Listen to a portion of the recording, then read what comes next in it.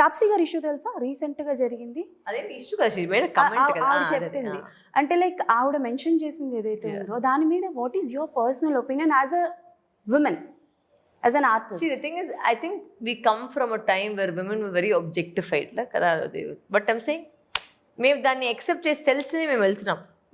So తెలిసిన వెళ్ళింది కాబట్టి దాన్ని గురించి కంప్లైంట్ చేయడం అంటే ఏం మనకు వచ్చలేదు. ఓకే, అంటే ఐ థింక్ వీ షుడ్, ఇప్పుడు మన స్టేచరు ఇదే నేను చూపించాలంటే ధైర్యంగా చేపించు. మనకి నచ్చితే చేసుకో, లేదంటే లేదు.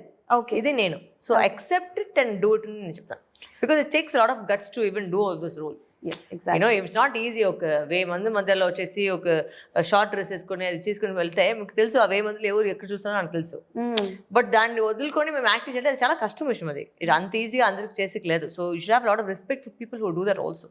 యా, అండ్ మీరు అలాగా మీ వరకు ఏదైనా కథ వచ్చి మీకు నచ్చక రిజెక్ట్ చేసినవి ఏమైనా ఉన్నాయా సినిమాలో తెలుగులో? Any mentions release? అట్లా కదా చాలా ఉన్నాయి.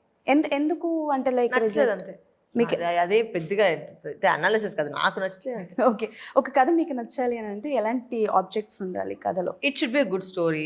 The character should be very like నేను ఇప్పటివరకు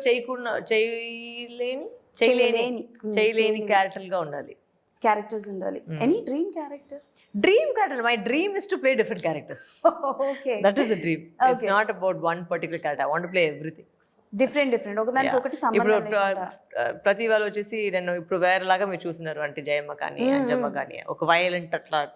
బట్ ఈ క్యారెక్టర్ చాలా ఒక సాఫ్ట్, చాలా ఒక అమ్మ తన కూతురు లేదంటే ఎలా ఒక ఫీల్ అవుతుందని ఒక సెన్స్, ఆ ఇన్నసెన్స్ తో ఇది ట్రై చేశాను ఈ